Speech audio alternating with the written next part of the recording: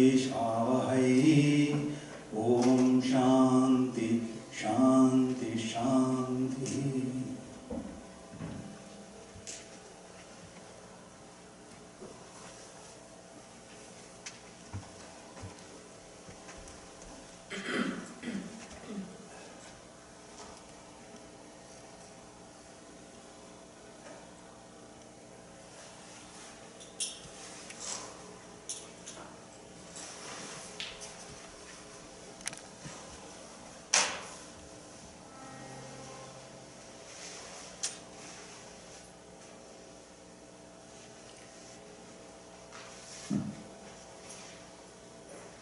No one has ever seen such a vision that baby Krishna playing in the lap of Mother Chandramani.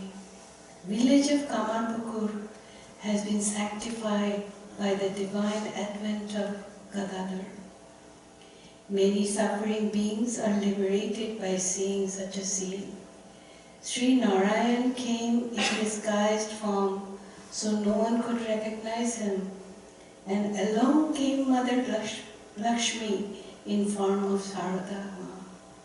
The word spread all of this amazing divine play, a prayer offering to Sri Ramakrishna.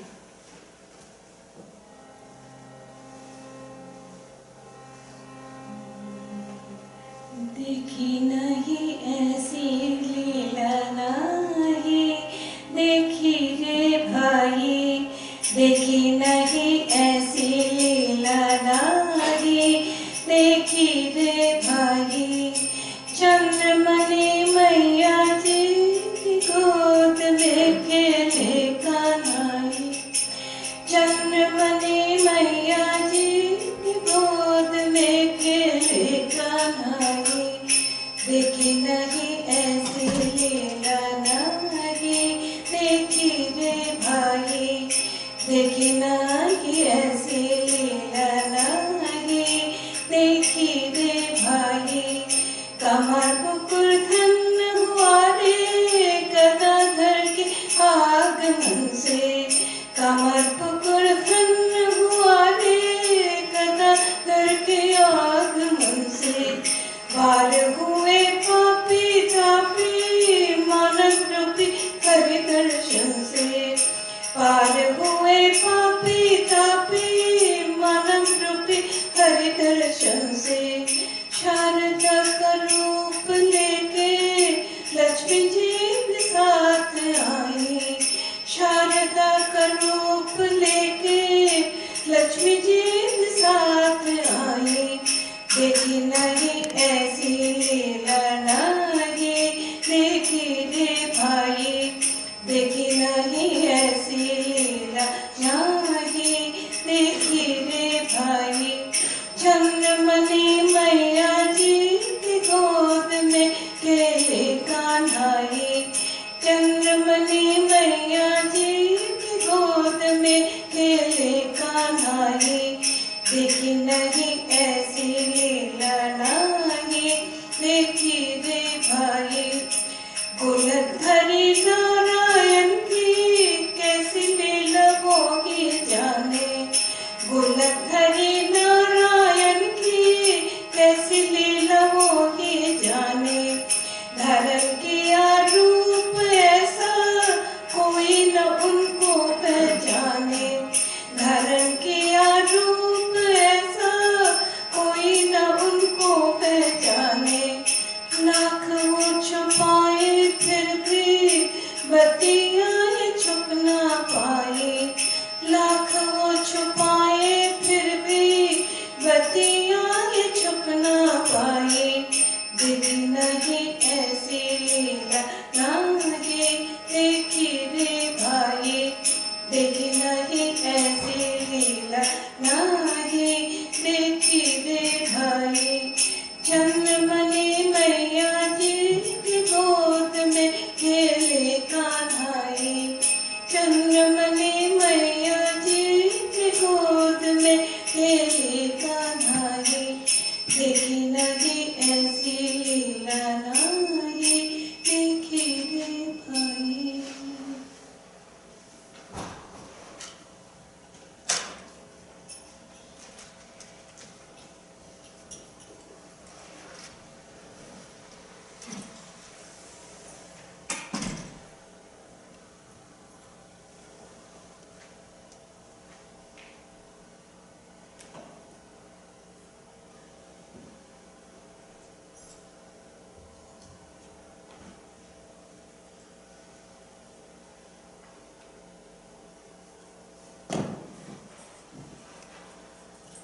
I'm reading from the Gospel of Sri Ramakrishna, chapter Festival at Other's House, entry dated Sunday, August 3rd, 1884.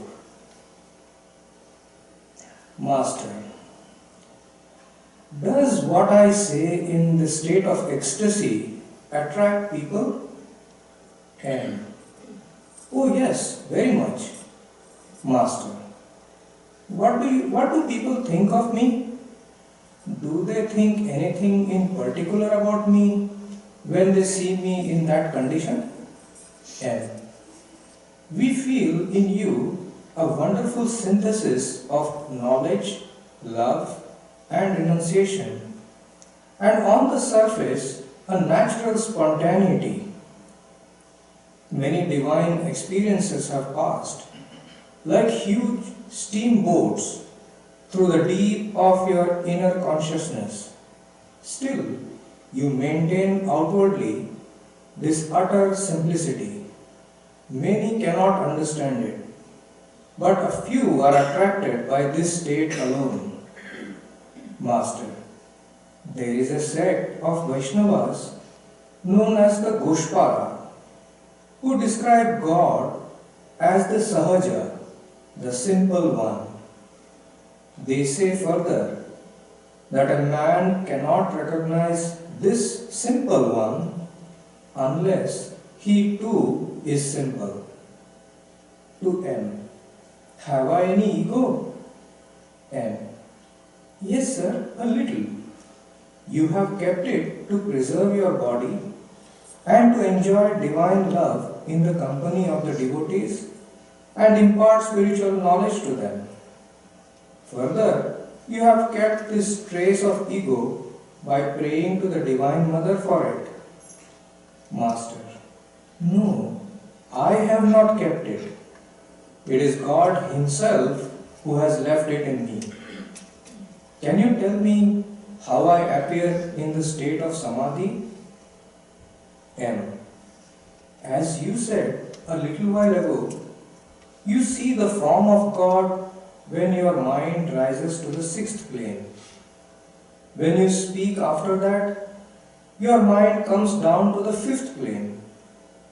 Master, it is God who does all these things. I do not know anything. And that is why you attract people so much. Sir, I have a question to ask. There are two opinions in the scriptures. According to one Purana, Krishna is Chidatma, the Absolute, and Radha is Chit Shakti, its divine power. But according to another, Krishna himself is Kali, the primordial energy. Master, this second view is held in the Devi Purana. According to it, Kali herself has become Krishna. But what difference does it make? God is infinite, and infinite are the ways to reach Him. M remained speechless with wonder for a few moments and then said, "Oh, now I understand. As you say, the important thing is to climb to the roof. Our goal will be achieved if we can accomplish it by following any of the means, a rope or a pole." Master, it is through the grace of God that you have understood that. Without His grace, doubt is never cleared up. The important thing is somehow to cultivate devotion to God and love for Him. What is the use of knowing many things? It is enough to cultivate love of God by following any of the paths. When you have this love, you are sure to attain God. Afterwards, if it is necessary, God will explain everything to you and tell you about the other paths as well. It is enough for you to develop love of God. You have no need of many opinions and discussions. You have come to the orchard to eat mangoes. Enjoy them to your heart's content. You don't need to count the branches and leaves on the trees. It is wise to follow the attitude of Hanuman. I do not know the day of the week, the phase of the moon, or the position of the stars. I only contemplate Rama. Illustrated.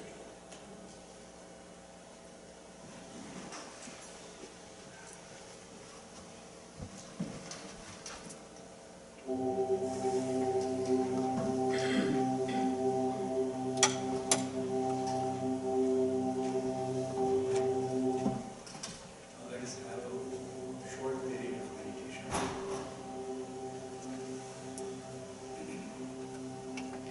Let us relax our body and mind, getting rid of all alien and unbecoming thoughts and feelings.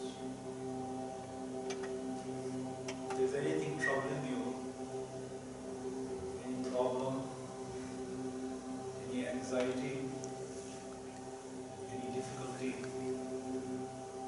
any grief, anything that is troubling your mind, lay it at the feet of God.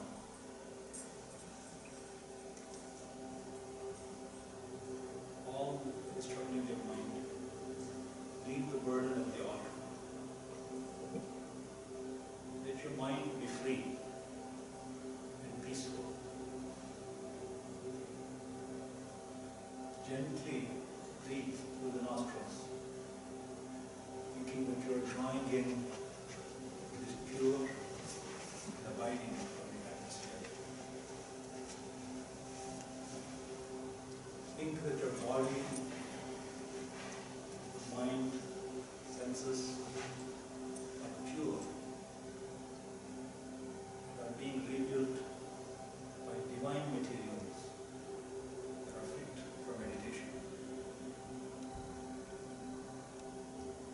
Please think that you are surrounded by a wall of light, protecting you from all obstacles.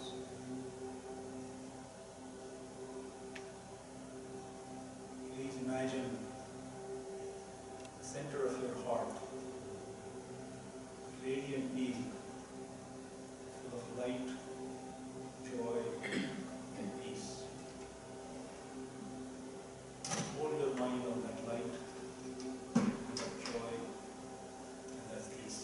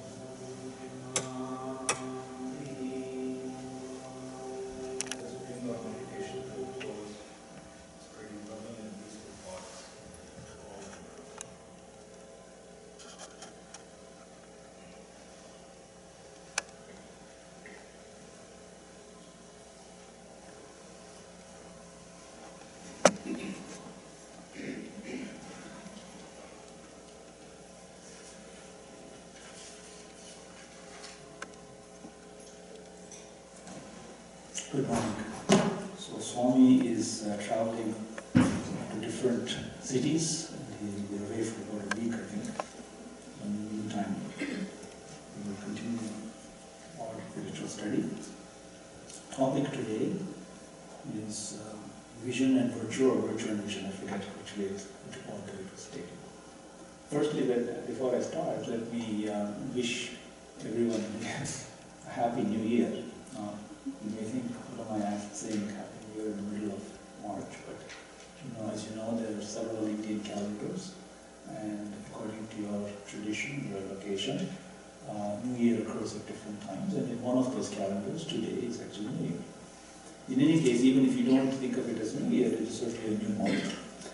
And New Year, new month, all of these, any new beginning, you see, you should take the opportunity that it presents to regenerate yourself.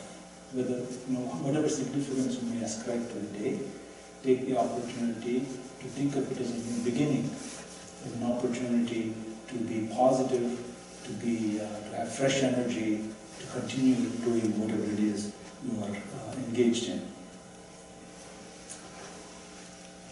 On a Sunday morning, the fact that we're here makes it clear actually what it is we're trying to do, what it is we're seeking. If our goal wasn't spiritual, we wouldn't come running here on a Sunday morning to a place of worship. So that's clear that our goal is spiritual. So let's take this opportunity to renew our determination to live a spiritual life and to realize our spiritual ideal. Now the topic, vision and virtue, I think at least one has expressed interest or intrigue in knowing what the connection is between the two. So let me see if I can try to explain it. In a nutshell, I'm going to be talking to you about the beginnings of Raj Yoga.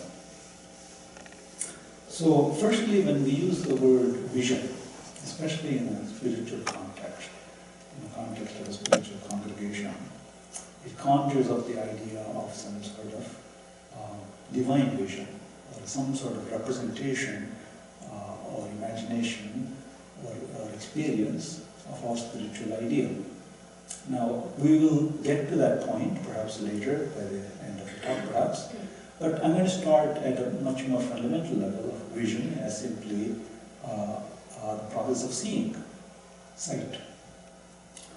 So, sight is one of the 5 senses, and it's a rather important one.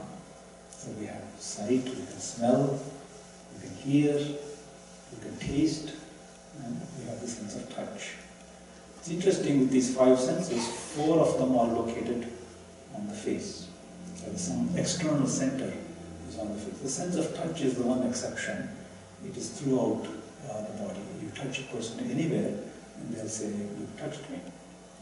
But with senses such as sight, the external manifestation is located here with the eyes. Now, classical spiritual literature is replete with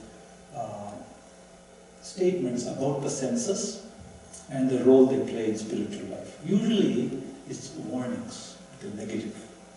They tell you, beware of the way that the senses will drag you this way and that way and away from your spiritual goal.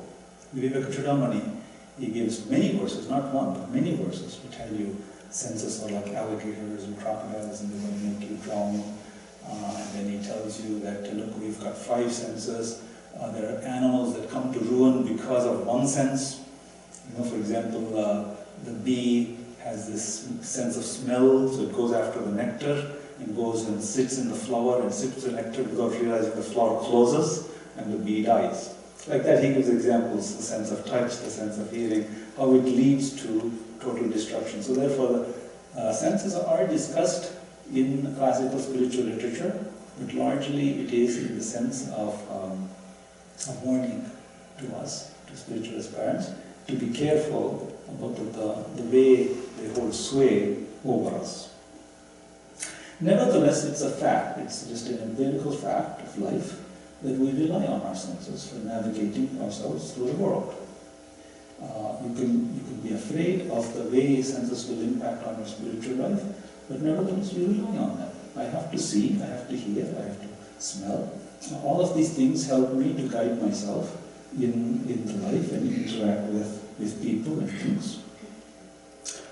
So we're sort of caught in the situation that life requires us to engage with the senses.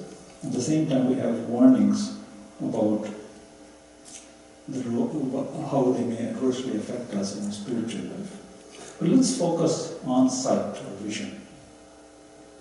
So it's worthwhile to start by thinking about how vision actually takes place. It's actually a very, very miraculous thing, you see, when you think of it. Because as I'm looking at all of you in front of me, or as you're looking at the altar, you're seeing it all at once. You're not seeing it bit at a time. You're seeing the whole room, the whole vision at once. And it's being constantly refreshed.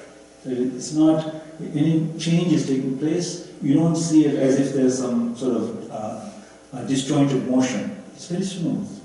You see it completely all at once.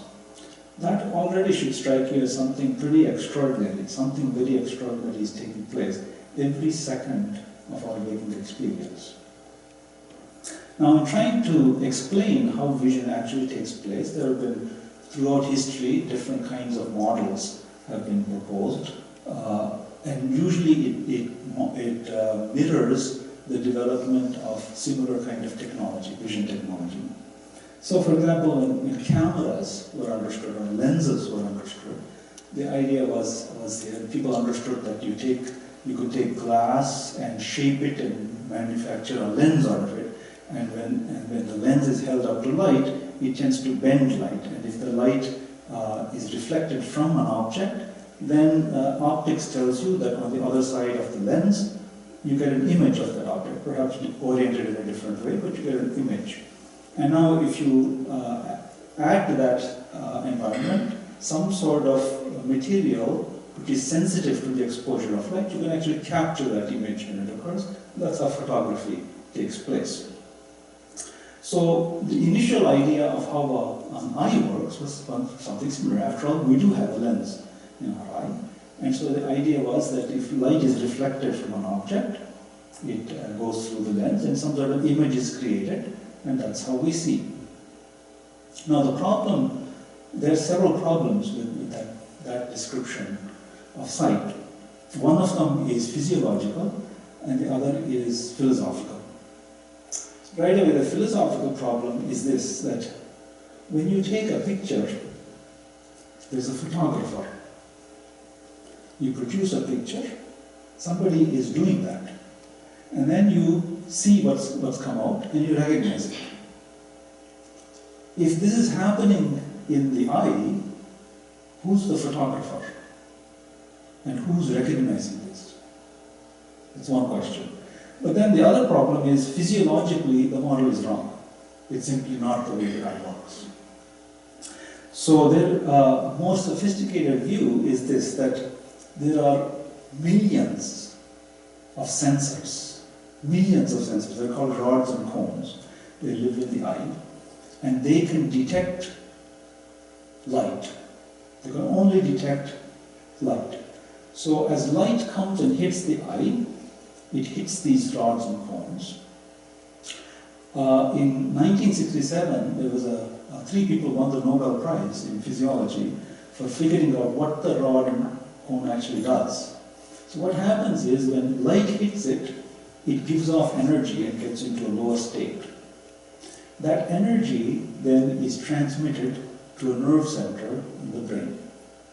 So the first point is that the image is not constructed at the eye at all. It's in fact constructed in the brain. And the second thing is that there is a nerve center in the brain that assembles the information that is coming from the rods and cones. Again, I would ask you to just take a pause and reflect on the marvel that is constantly taking place in our brains. There are millions of rods and cones. Every instant that you are seeing something, the brain is getting a barrage of 1 million signals. And somehow or other, it manages to put all of that into order and create an image. Now, moreover, I should tell you, as you know, all of this is analog.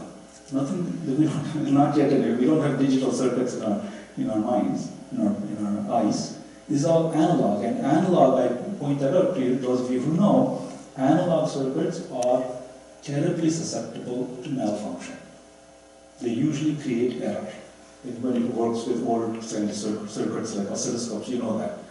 So here we have an unreliable supply of massive amounts of information, and out of that we have to make sense of something that's going on. That should strike you with awe right there. I mean, leave alone even the spiritual side that we'll get to. Just the physiological side should strike you with awe that this actually works. So, now another problem is this, that if you have this many signals coming, trying to give you a picture of something, in fact, it's very unreasonable to expect that you're going to get a clean view of anything. So when I look, for example, at this wall, I see a straight edge. Look at a piece of paper, you see a straight edge. How reasonable do you think it is when millions of signals are being sent that the actual information being communicated is straight? Chance is very low. So what's happening is that some processing is taking place in the brain. So there's a barrage of signals are being sent to the nerve center in the brain, and then something has to be done with that to make sense of it. Not even to interpret it, I'm not saying to interpret it, even to make sense of this barrage of information constantly hitting the brain, something has to be done to make sense of it. So the point is this, that we have eyes, we have a brain center, which is a bunch of nerves and neurons which are receiving this information. But with that, vision is not complete. You know that. For example, you know that sometimes, have you ever seen some people can sleep with their eyes open? Have you seen that? Interesting, eh? Especially it occurs in lectures. So some people can sleep with their eyes open. So then, when they're in that state, they watch inherently, everything is being seen. The eyes are recording everything. The nerve center is working because you've not turned it off, but the person is not seeing. So what you need in addition to the eyes and the nerve center is the mind has to be present. If you're absent-minded, the eyes will be working, the brain center will be working, but you won't be seeing. So you need the mind as well. Now, what happens is, okay, so now the mind is involved. We'll come to in a moment what we mean by mind, but let's say the mind is involved. And now it's looking, now mind has the job of trying to start the process of making sense of this massive amount of information. So in the model of the Sankhya philosophy, so now we're entering into things that will go beyond physiology, and so necessarily the subject becomes philosophical. But just before entering that, I want to point out one more thing, which is also very significant. This issue that I said about the fact that you cannot possibly be seeing a straight edge in terms of the raw information that is getting to the brain. And yet, when we see it, we do see a straight edge. What does that mean? That means something in us is straightening out the signal. Okay? This is not philosophy, this is a physiological fact, because the granularity, millions of detectors are sending information every instant. Moreover, by the way, a rod, after it's been hit by a photon and has sent a signal, it's in a lower energy state, and for a while it's inactive. You cannot see. Okay, so it takes some time for the rod to become active again. So on the one hand, you've got things going on and off and then becoming inactive for a So you're getting this, again, I repeat, emphasize to you, this is a very miraculous thing that's happening, a barrage of unreliable information. And yet we are seeing order. So just purely physiologically. So what this means is, the interpretation is this, that something in us is correcting the barrage of information. How does it know how to correct it? The answer is, even without getting into the details of that process, the implication here is that perception, vision, is subjective. Vision is not objective. Because if it were, it would operate without the intervention of the mind. Okay? This is very important to understand. A philosophical statement that the way we perceive the world is subjective actually has a physiological basis. Because physiology has explained the process and it is insufficient to do what we do. It is insufficient to explain why it is we see a straight edge. So emphasize this again to your mind, that the subjective nature of perception is a physiological fact, not just a philosophical fact.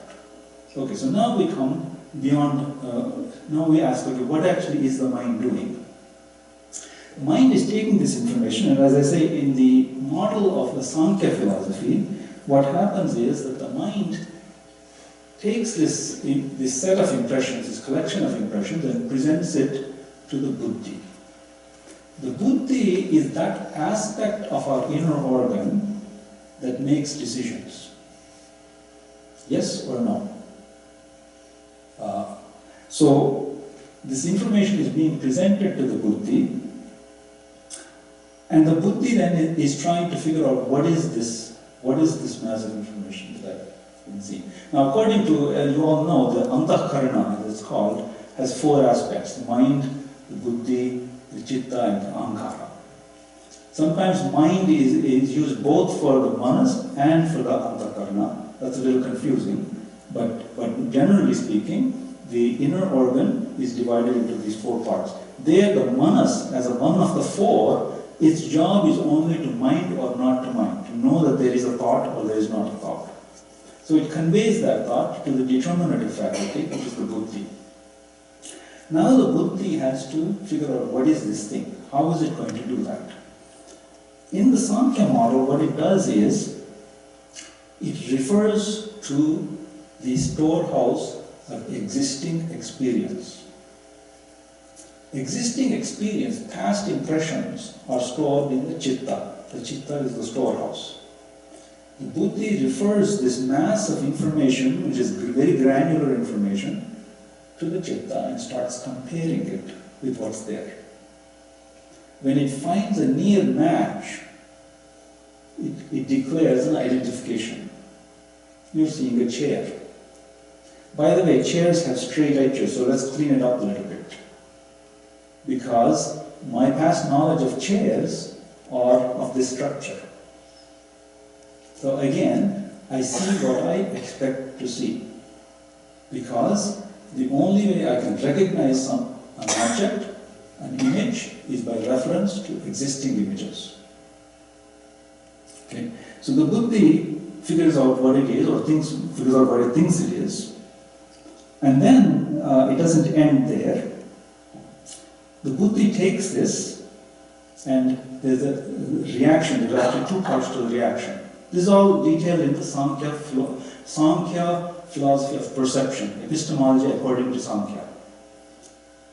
The reaction of the buddhi, together with one more thing, namely ahankara.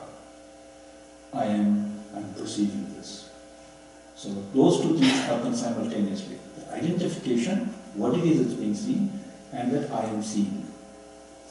And then Sankhya goes one step further. So up to now, I don't think any of you will dispute maybe a little bit of the details, but roughly speaking, there's a process like this involves something, whether you call it buddhi or something else, has to make the identification, and there's constantly the feeling that I've perceived.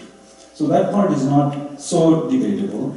But then Sankhya goes one step further and says, with this bundle of reaction now, namely that I've identified what this is, and I have identified what this is. That information is presented to the Purusha, the Atman. Now we go beyond philosophy into the realm of the spiritual. And it is the Purusha, or the Atman, that is the seer. Remember, we had a problem right at the beginning when we were trying to describe the eye as a camera. Who's the photographer? Who's taking the picture? Who's seeing? So in the Sankhya philosophy, everything is referred back to some being who's called the seer, the Atman. Now, the buddhi itself is pretty, all of these steps, are really very, very amazing. If you sit quietly and just think about the process of not something esoteric like spiritual vision, just ordinary vision. Just what you and I do every waking minute. It's a pretty spectacular thing that's going on. So this buddhi, this ability to figure out what it is seems to be the thing that separates us from animals. Because if you see the previous parts of the process of vision, yes, our visual apparatus is a little bit more refined. For example, there are animals where they don't have stereoscopic vision, we do, those kind of things. But there are also animals that have a large part of visual apparatus. It's very similar. And yet, they don't have intelligence in the sense that we think of it. And so it's this buddhi that differentiates us from the animals.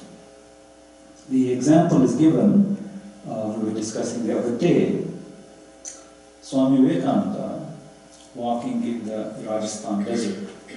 It's very thirsty, it's a desert, it's very thirsty. He saw in the distance a kind of oasis, some trees and some water. Feeling thirsty, he felt attracted and went there. When he got there, he realized it was a mirage. There was no trees, there was no water.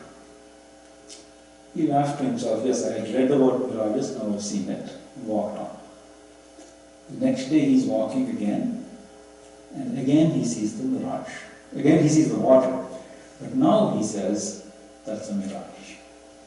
That is the function of the buddhi.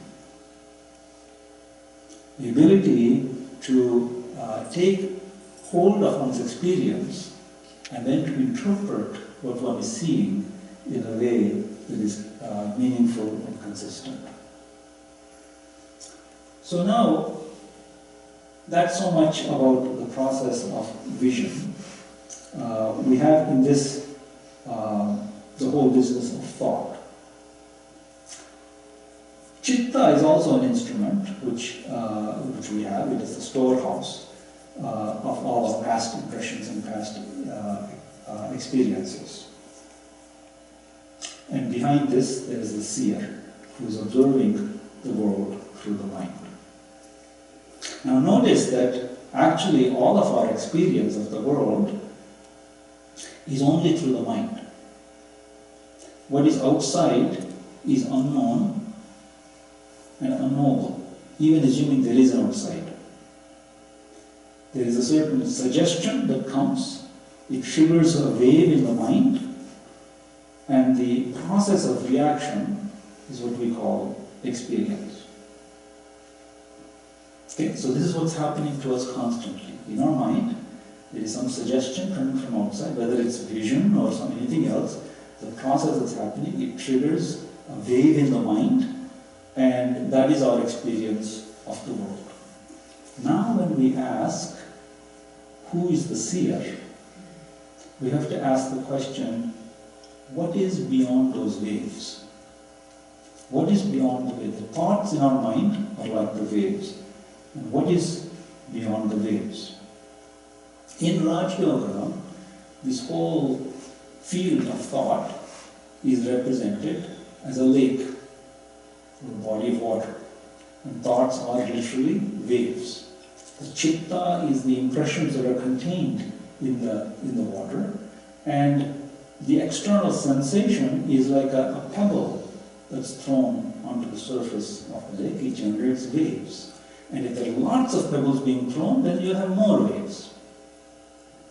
So, according to Raj Yoga then, if you want to ask the question of who is the seer, you have to get to see what is at the bottom of that lake. What is it that is animating the whole thing, the whole process?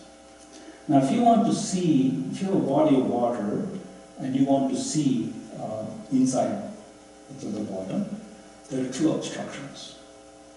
One is if there are waves. If the water is choppy, it's hard to see what there is.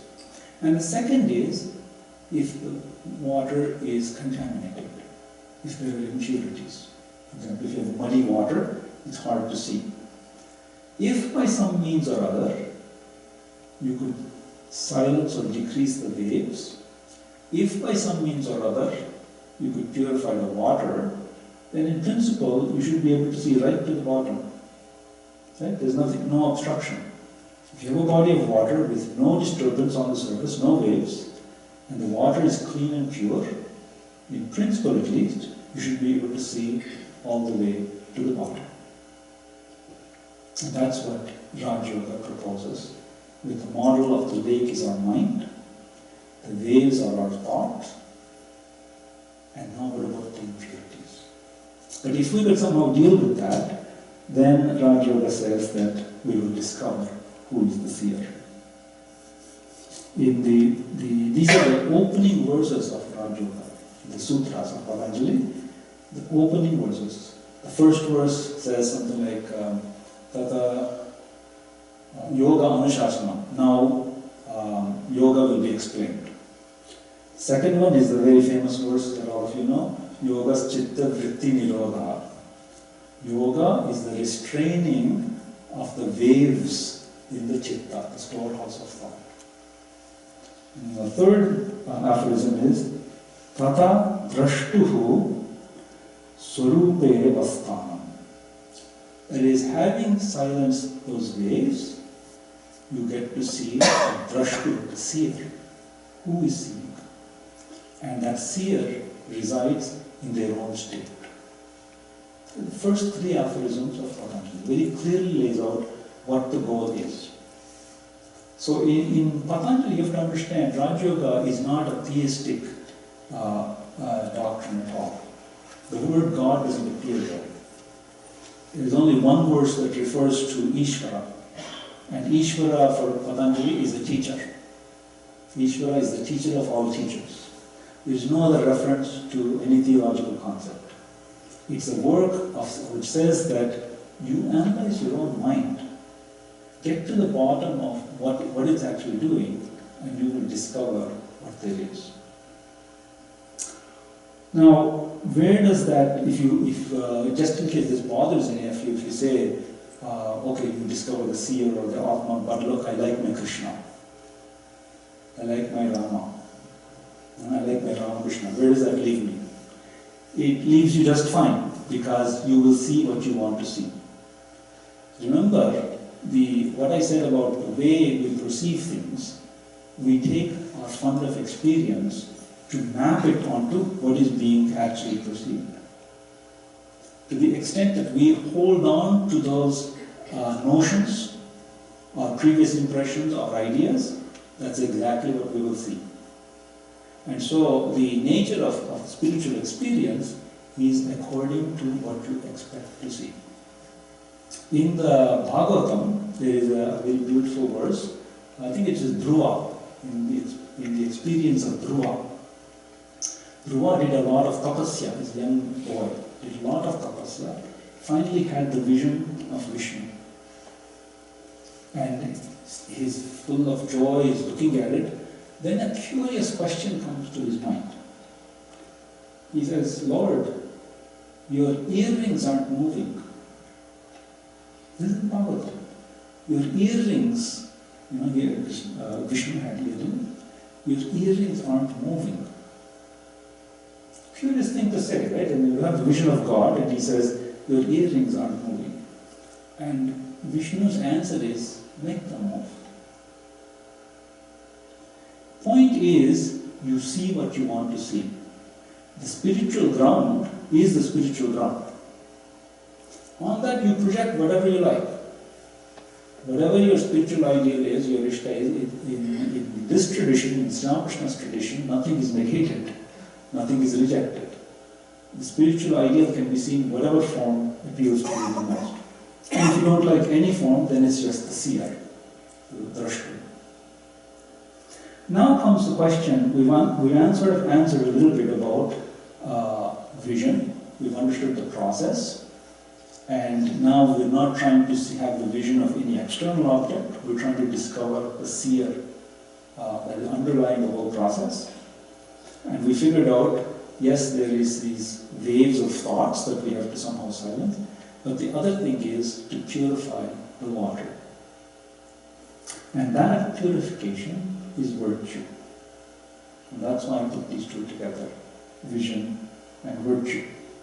We need to purify the water. It is said in the Raj Yoga and in other teachings of Vedanta that our mind is covered by different states or different gunas, roughly speaking, 3. There is a state of darkness or inertia, which is characterized behaviorally by things like brooding, pessimism, negativity, laziness. Then there is a state of activity, which is, of course, characterized by activity, but where you have things you want to do, things you want to see and be, places you want to be. You want to have activity, you want power, you want to enjoy things, you want to accomplish things. That's a state of mind. And then there's the state of serenity and calmness. It's interesting that there is inactivity in the dark state, and there is relative inactivity in the calm state as well. However, they're very different. As Swami Vivekananda points out, the calmness, the inactivity in the calmness is actually intense activity, and therefore it becomes invisible. As he often tells us, at the either end of the spectrum of light, it's invisible. The human being is only able to see light in the middle part of the spectrum. But in that state of serenity and calmness, the waves slow down and the water starts to become purified. And even that state has to be gone beyond. Sri Krishna tells a beautiful story of 3 robbers. 3 robbers. A person was walking in a forest and 3 robbers fell upon him and captured him, stole his things. And then the question is what to do with this person. One of them said, let's kill him and go on. Another person said, no, it's enough to tie him up and bind him and then we can go. Because our faces are covered, he won't know. And so that's what they did. They tied him up and left. And then a little bit later, the third one came back, released his bondage, his ropes, and then told him, you were lost during the forest, I'll show you how to get back. He showed him the way back to his village, and then was ready to leave. Now, the man, of course, was very grateful to this person and said, please come with me to the village, you saved my life. He said, no, I cannot come to your village. I can only show you the way. So Sri Krishna used this example to say the 3 robbers are like the 3 gunas. And it's the sattva guna which unties our bondage and shows us the way. But even sattva guna cannot take us there or reach to that goal. So the way to purify the mind, the virtue that we need to cultivate in order to have the vision of the seer, or to discover the seer, is by this sattva guna. Of course, that leaves the question of how do you cultivate sattva guna. That's, of course, what spiritual disciplines are all about. But in a nutshell, I'll tell you the only way to grow in this or in other aspects is by osmosis. We learn by example. We learn by proximity to one who has established in that. So if you understand that you would like to cultivate virtue, cultivate the sattva guna, cultivate that by which your mind is purified, you should try to be in the company of people who are either doing that or who have advanced further in that. And you can do that either through physically being in proximity of such a person, if you are fortunate enough to know such a person, or in the company of the thoughts you keep. That's what the purpose of our spiritual literature is for, to afford us the holy company by which the mind can be purified even on our own. So when we do that, what happens is that the mind becomes purified. Now, I've told you this all in a sort of very fast way, but it's a fascinating thing to think about. And you can see that such as the process of sight, even as a physiological thing, is very, very marvelous. But it also holds, it also takes us further. It has the key to our spiritual evolution. Now, I will close by giving you some homework. I realize that you must have homework, otherwise you're going to just forget everything that you heard. The homework is that what I said very briefly about the cultivation of Sattva-guna, you can find in great detail in chapter 17 of the Gita. So your homework is to review the chapter and figure out what is the process. What is the process by which sattvic tendencies and sattvic temperament can be cultivated. And if you do that, then you will be, Nirvana practice will be well on the goal towards discovering virtue in oneself and discovering the seer which is behind all